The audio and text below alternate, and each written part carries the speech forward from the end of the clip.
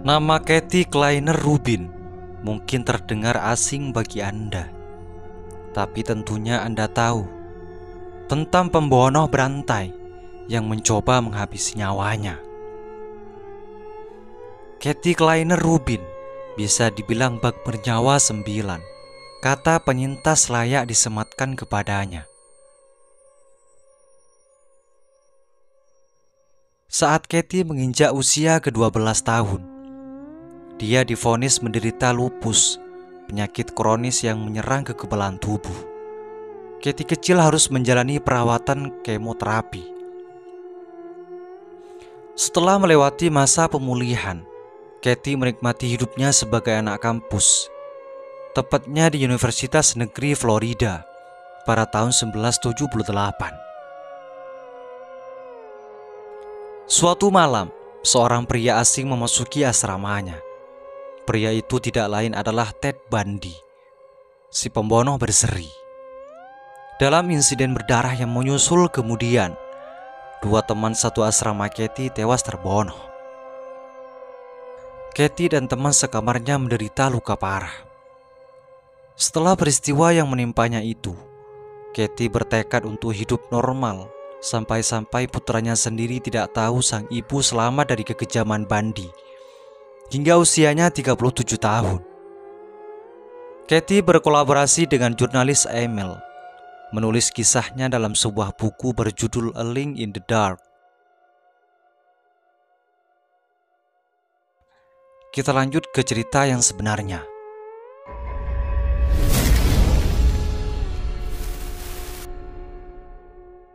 Kathy Kleiner Rubin lahir di Miami, Florida. Ibunya berasal dari Kuba, sementara ayahnya berkewarganegaraan AS. Kathy tumbuh di lingkungan keluarga yang ideal dan punya banyak sepupu yang menjadi teman akrabnya. Sayang, pada usia 5 tahun, Kathy kehilangan ayahnya akibat serangan jantung. Ibu Kathy lalu menikah dengan seorang pria berketurunan Jerman. Kathy mengaku memiliki hubungan yang baik dengan ayah tirinya. Dia adalah ayah terbaik yang pernah ada, dan Kathy bahkan memanggilnya ayah, bukan ayah tiri. Ibu Kathy berpengaruh besar terhadap Kathy, walaupun dia sangat protektif sebagai orang tua. Ibu Kathy menekankan peraturan ketat kepada Kathy dan saudara-saudara kandungnya. Salah satunya adalah pulang tepat waktu.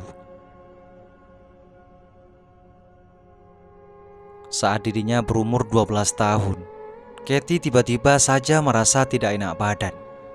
Dia tidak tahu apa penyebabnya. Waktu itu sekitar akhir tahun pelajaran, waktu Kathy kelas 6 SD.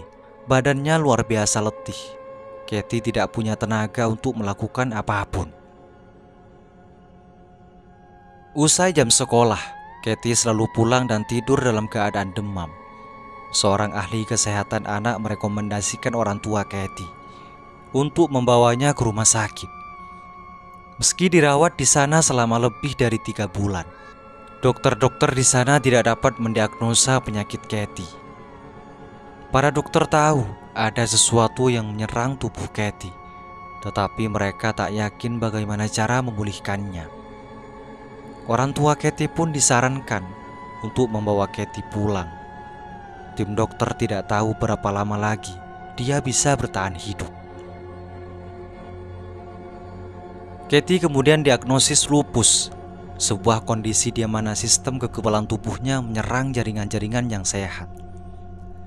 Saat Kathy kecil, gejala-gejala lupus pada masa itu dirawat dengan metode yang sifatnya masih berupa eksperimen. Dokternya kemudian menyarankan kemoterapi, yang tentunya tidak mudah untuk dijalankan seorang anak perempuan yang berusia 12 tahun. Rasa sepi menjangkiti Kathy kecil yang menjalani kemoterapi. Rambut Kathy mulai rontok, lambat laun Kathy menjadi botak. Saat kelas 7, guru Kathy datang ke rumah supaya dia bisa bersekolah. Kathy cuma bisa melihat keluar rumah dan melihat anak-anak sebayanya bermain bersama. Katie merasa sangat kesepian. Sampai-sampai dia terkadang memencet tombol 0 di telepon supaya dia bisa mendengar suara operator telepon. Meski begitu, dia tidak mau menyerah walau harus menghabiskan banyak waktu di tempat tidur. Sebelum orang tuanya pulang ke rumah, Katie mengenakan baju yang rapi dan menonton TV di ruang keluarga, seolah semuanya baik-baik saja. Akhir tahun pun tiba dan kondisi Katie mulai membaik. Dokter memperbolehkannya untuk memiliki rutinitas yang normal. Katie ingin sembuh karena dia sangat ingin menikmati hidup. Dia ingin sembuh dari penyakitnya lantaran dia ingin hidup seperti anak gadis lainnya. Pergi ke sekolah, bermain, berbelanja, dan lain sebagainya. Ketika lulus SMA, Katie memutuskan untuk berkuliah di Universitas Negeri Florida atau FSU di Gainesville. Kampus itu dia pilih agar dia bisa menghindar sejenak dari ibunya yang begitu protektif. Katie ingin pergi ke pesta-pesta dan belajar di kampus, punya teman-teman baru, dan menikmati kehidupan anak baru di bangku perkuliahan. Tahun pertama Katie di kampus sangatlah menyenangkan baginya. Dia sangat gembira saat diundang untuk masuk ke sebuah asrama mahasiswi. Di AS, asrama mahasiswa sekaligus menjadi kelas sosial bagi mahasiswi-mahasiswi untuk mengikuti kegiatan komunitas dan tinggal di bawah satu atap. Nama asrama Katie adalah Chi Omega. Semua asrama anak kampus di AS dibedakan dengan huruf Yunani. Gedung asrama Katie hampir menyerupai mansion. Asrama Katie adalah sebuah rumah yang besar. Ada ruang makan yang besar, ruang tamu yang formal, dan ruang rekreasi yang luas dan dilengkapi dengan sofa besar dan televisi. Di aula asrama, berdirilah sebuah tangga kayu yang terukir indah. Tangga itu menuju lorong asrama, tempat kamar-kamar para penghuni. Total ada 30. Jendela di kamar tidur Katie dan teman sekamarnya menghadap ke area parkir. Bagian kepala tempat tidur menghadap ke jendela, sehingga cahaya matahari bisa langsung masuk ke kamar Katie. Pancaran sinar matahari begitu indah saat menembus jendela Katie. Katie pun memutuskan untuk membiarkan tirai jendela terbuka supaya kamarnya senantiasa bercahaya.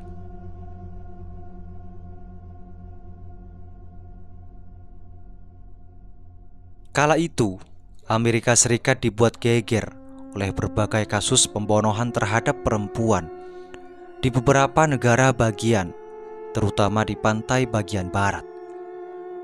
Para korban meregang nyawa di tangan seorang pembunuh berantai yang berikutnya dikenal sebagai Ted Bundy. Semua ini terjadi sangat jauh dari nuansa damai dan penuh keceriaan yang Katie rasakan di Florida. Dan dia tidak tahu apa yang terjadi di belahan lain AS atau siapa itu Ted Bundy. Hingga tibalah malam hari pada tanggal 14 Januari 1978.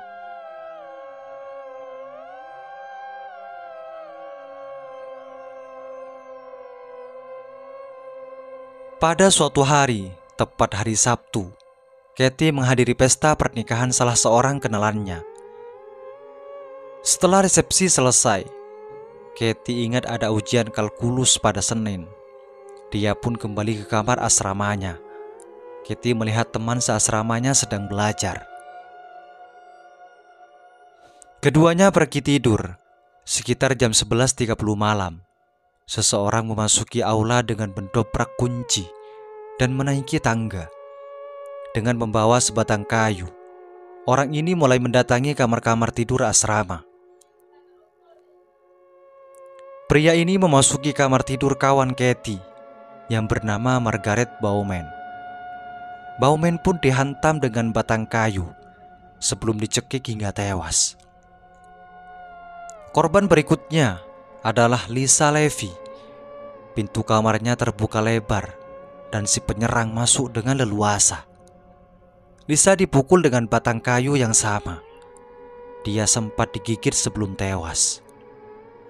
Menurut Kathy, bekas gigitan sama seperti sidik jari dapat digunakan untuk melacak si pembunuh.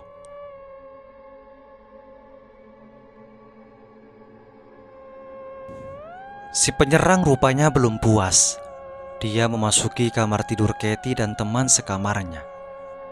Awalnya Kathy tidak mendengar apa-apa, tetapi suara daun pintu yang bergesekan dengan karpet kamar telah membangunkannya. Kathy duduk di tempat tidur. Kathy melihat sebuah siluet orang di samping. Orang itu mengangkat tangannya dan memegang balok kayu. Tanpa berpikir panjang, pria itu menghampiri Kathy. Langsung saja, wajah Kathy dihajar dengan batang kayu begitu kerasnya, sampai-sampai rahangnya patah di 3 tempat berbeda. Si penyerang lalu menghampiri teman sekamar Kathy, meski Kathy berusaha berteriak. Trauma yang dialaminya membuat dia cuma bisa berkata lirih, terbata-bata. Si penyerang membalikkan badan dan berencang-ancang memukulnya lagi dengan balok kayu. Tiba-tiba cahaya silau masuk dari jendela dan menyinari satu ruangan. Kathy menjelaskan bahwa sinar ini datang dari lampu mobil pacar dari salah satu pacar teman asrama Kathy. Keduanya pulang setelah kencan. Si penyerang sempat ragu sejenak sebelum akhirnya kabur dari kamar, menuruni tangga dan lari keluar dari pintu depan. Rekan Kathy yang baru pulang kencan sempat melihat sosok pelaku saat dia kabur. Kathy berhasil beranjak dari kamarnya untuk minta pertolongan sekalipun menahan rasa sakit yang sangat luar biasa. Rasa sakit di wajah Kathy seperti dihujani tusukan belati dan pisau. Kathy harus menopang dagunya. Teman-teman Kathy melihat darah mengucur dari wajah Kathy dan mereka pun menelpon layanan darurat. Mereka memboyong Kathy turun dengan tandu menuruni tangga kayu. Kathy melihat lampu dari mobil polisi, juga lampu merah dari pemadam kebakaran, lampu merah dan putih dari ambulan, dan suara-suara dari sambungan radio polisi. Tim pertolongan berhasil memberikan perban untuk luka Kathy. Dia pun dibawa ke ruang operasi untuk mengoreksi letak rahangnya. Kathy harus menghabiskan 6 pekan di rumah sakit dengan kondisi mulut tertutup.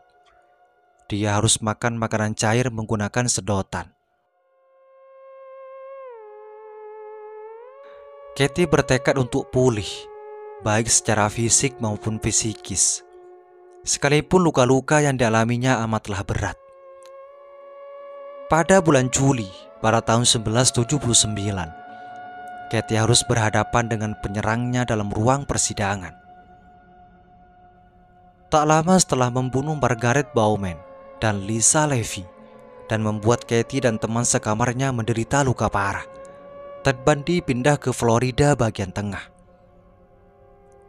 Di sana dia menculik dan membunuh Kimberly Ledge, seorang anak sekolah berusia 12 tahun. Sekitar 1 atau 2 bulan kemudian, aparat akhirnya berhasil menangkap Bundy.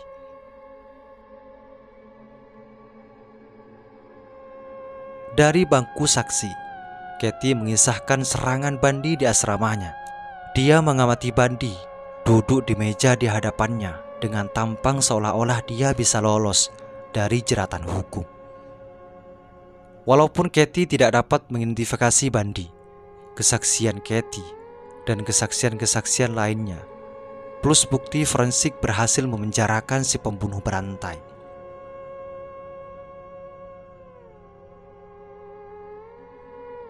Perasaan Kathy sangat senang atas putusan tersebut. Lalu Kathy keluar dari pintu belakang dan nyaris muntah.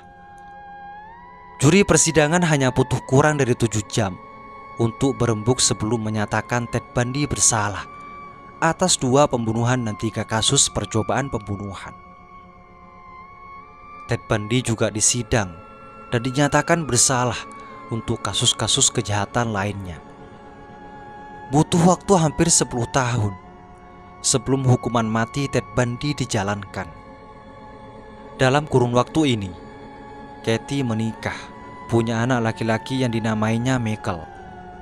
Kathy lalu bercerai dan menikah lagi dengan seorang pria bernama Scott.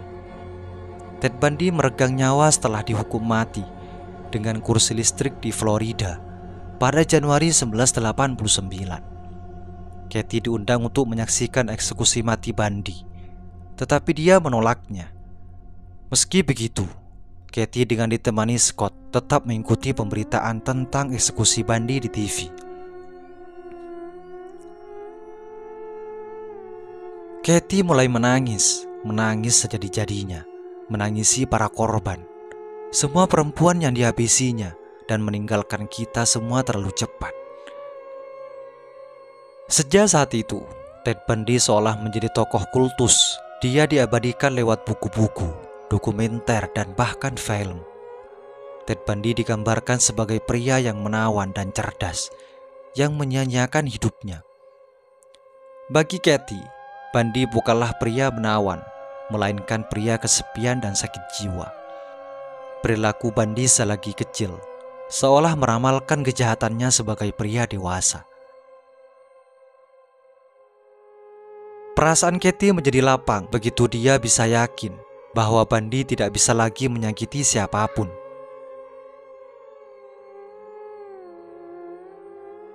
Selama bertahun-tahun memilih bungkam tentang serangan yang dialaminya karena dia ingin hidup normal.